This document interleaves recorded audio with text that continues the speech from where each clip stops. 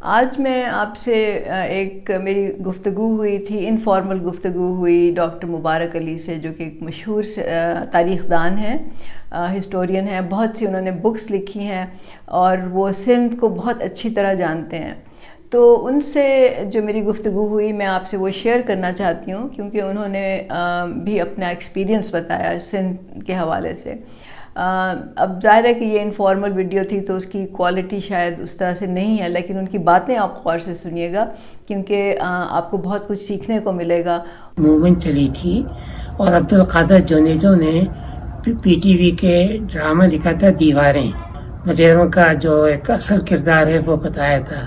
اس کا ریئیکشن یہ ہوا کہ سندھ کا جو ایک طرح سے لبرل طبقہ ہے، انہوں نے کہا کہ بھئی اور یہ کہ وڈیرہ شاہی یہ تو ہماری قومی علامت ہے، قومی نشانی ہے۔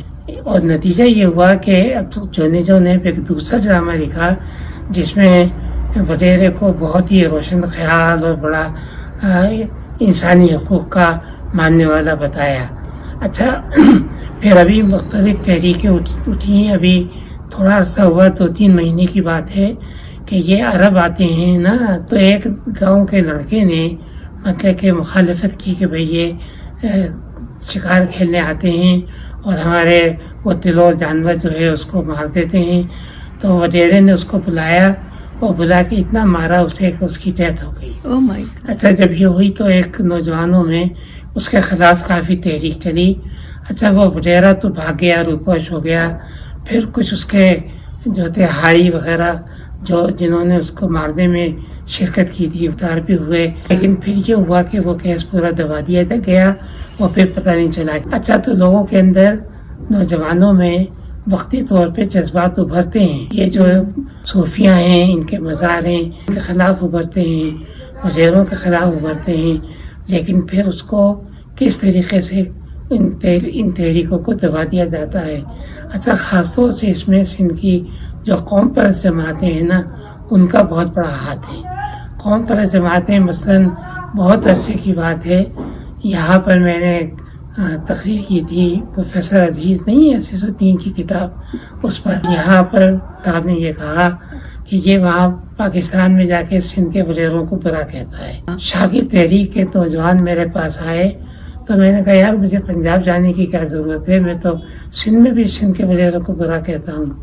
تو یہ ہے کہ انہوں نے قوم پرستی کی تحریکوں نے سندھ کے وڈیروں کو تحریک کا حصہ بنا کر ان کو اپنے ساتھ ملا لیا ہے۔ جو آپ کہہ رہی ہیں نا، وڈیرہ شاہی کے ساتھ ساتھ یہ تنگ نظر قوم پرستی کی تحریک جو ہے یہ بھی بڑی خطرناک ہے، تو یہ بھی مطلب کہ لوگوں کے ذہن کو آزاد نہیں ہونے دیتی۔ اب میں 2-3 سال ہوئے حیدرآباد میں سندھی لٹریچر کانفرنس تھی، اس میں گیا تھا، تو وہاں پر ایک سندھی نوجوان نے کھڑے ہو کے کہا کہ سائیں آپ شاہ لطیف کو تعریف کرتے ہیں، اس کو بڑا شاعر مانتے ہیں، اس کے گھر میں 14 ملازم تھے جو اس کے کتوں کی دیکھ بھال کرتے تھے۔ اچھا، یہ بات اس نے بڑے اجلاس میں کہی اور کسی نے اس کی تردید نہیں کی۔ تو یہ ہے کہ پھر یہ جیسے اس قسم کی جو مت بنائی جاتی ہے نا، جو سورما کہ جن کے سورما کون ہیں، یعنی حکمراں ہیں سندھ کے سورما جنہوں نے سندھ کا دفاع کیا، عوام کو اس سے نکال دیتے ہیں۔ تو وڈیرہ شاہی، قوم پرستی، میرا خیال سے یہ تو بہت اہم چیزیں ہیں جو سندھ کی ترقی میں رکاوٹ کا باعث ہو رہی ہیں۔ اچھا، سندھ کے نوجوانوں کو آپ نے بالکل صحیح کہا، ان کو راستہ روک دیا گیا ہے، یعنی سوشل میڈیا میں تو حصہ نہیں ہے۔ اچھا، لیکن کتابیں بہت پڑھتے ہیں جن کو موقع مل جاتا ہے، کتابیں پڑھتے ہیں، لیکن یہ کہ ایسی کوئی تحریک نہیں ہے۔ حیدرآباد ہے، سکھر ہے، دادو ہے، میرپور خاص ہے، یہاں تو ذرا لوگوں کو موقع مل جاتا ہے نا، یا لاڑکانہ ہے، یہاں تو کتابیں میں پڑھ لیتے ہیں، سانگھڑ ہے، بس یہاں تو کتابیں پہنچ جاتی ہیں، نوجوان پڑھ لیتے ہیں کتابیں، لیکن اور چھوٹی سی گاؤں پہ جائیں تو وہاں تو بالکل اندھیرا ہے، سیلاب کے بعد تو وہ بالکل کٹ گئے ہیں جی، اور ظاہر ہے کہ اس قابل ہی نہیں ہے کہ وہ اپنی بنیادی ضرورتیں پوری کریں، تو ان سے تو کہنا فضول ہے کہ بھئی وہ کچھ پڑھیں یا سنیں یا تحریک۔ اور یہ ہے کہ یہ پیپلز پارٹی نے کچھ نہیں کیا لوگوں کے لیے وہاں، لیکن چونکہ کوئی پولیٹیکل پارٹی کوئی اور ہے نہیں تو لوگ مجبوراً پیپلز پارٹی کو ووٹ دیتے ہیں. جو اپنے آپ کو لبرل کہتے ہیں, کافی ایک بحث ایک زمانے میں ڈان میں چلی تھی کہ سندھ کا میں فیوڈلزم نہیں رہا, فیوڈلزم ختم ہو گیا. اچھا, تو مجھ سے پھر زبیدہ مصطفیٰ ہوتی تھی اس وقت نا ایڈیٹوریل پیج کی انچارج, انہوں نے مجھ سے کہا کہ تم آرٹیکل لکھو. پھر میں نے ایک آرٹیکل لکھا, جواب دیا کہ بھائی یہ آپ کاغذوں کے اندر ختم ہو کے آؤ تو ہو کے آؤ, مجھے پتہ نہیں, لیکن اصل میں تو ختم نہیں ہوا ہے. اب کافی مطلب کہ سندھ کے میں کافی لبرل لوگ ہیں.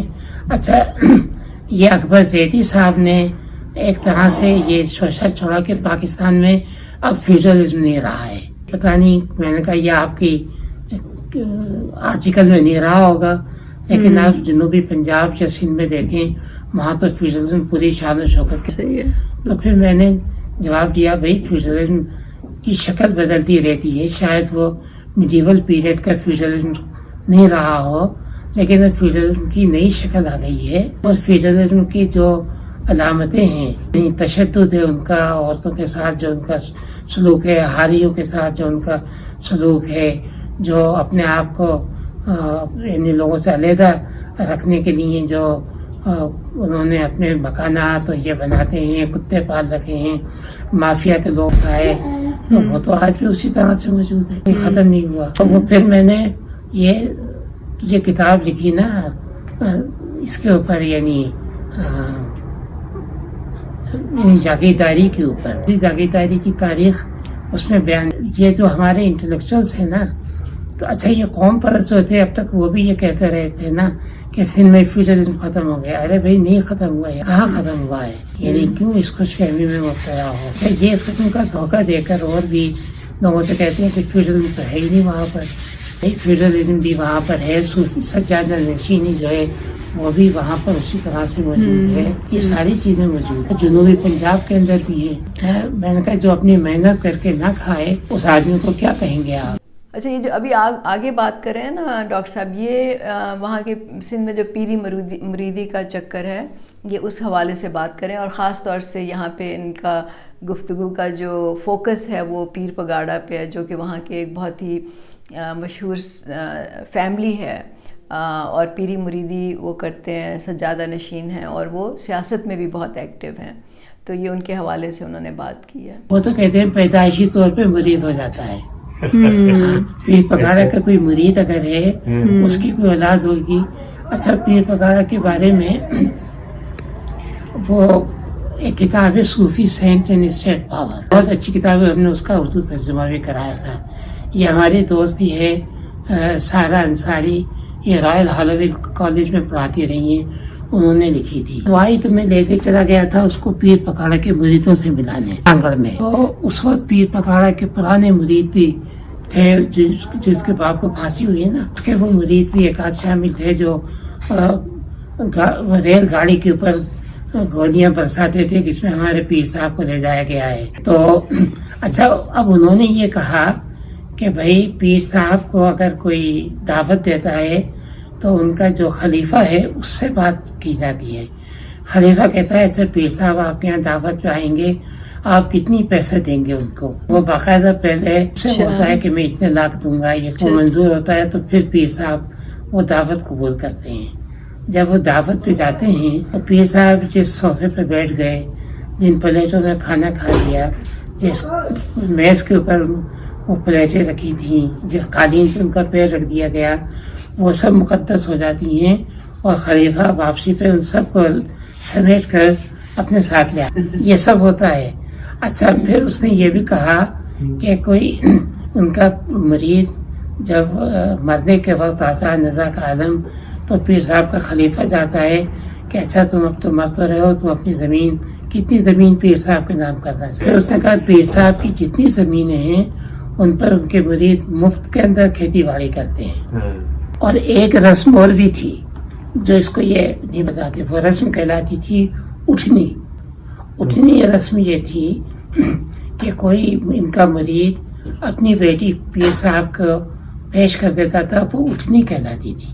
اور پیر صاحب سے بغیر نکاح کے تعلق رکھتے تھے, اور اس تعلق کی وجہ سے وہ عورت جو تھی وہ بھی مقدس ہو جاتی تھی، اور وہ پھر یعنی زندگی میں یہ ہوتا تھا کہ لوگ اسے تعویذ لیا کرتے تھے۔ یہ کتاب لکھی ہے ٹیررسٹ، ایک یہ ٹیررسٹ اس وقت مجھے نام یاد نہیں آ رہا، یہ جب سندھ میں ماشاء اللہ لگا ہے نا 42 میں، تو اس وقت یہ ماشاء اللہ ایڈمنسٹریٹر تھا، تو اس نے یہ کتاب، اور فرسٹ ایکسپیرینس تھا اس کا پیر پگاڑا کے ساتھ، وہ پیر پگاڑا کی مریدوں کو پتا نہیں ہوتا ہے نہیں ہوتا، اس نے تو لکھا تھا یہ اس وقت تو ہوتا، اور اگر وہ اتنی ذرا بھی اس پہ یہ پتہ چل جاتا تھا کہ بھئی یہ وفادار نہیں ہیں تو اس کا باپ اس کو آ کر اس کا مرڈر کر دیتا تھا۔ یہ خود پیر پگاڑا، ان کے مرید، اور یہ اچھا وہاں پر سانگڑ میں ایک جگہ ہے درشن گاہ، اچھا وہاں پیر صاحب عید کے موقع پہ یا اس پہ آ کے درشن دیتے ہیں۔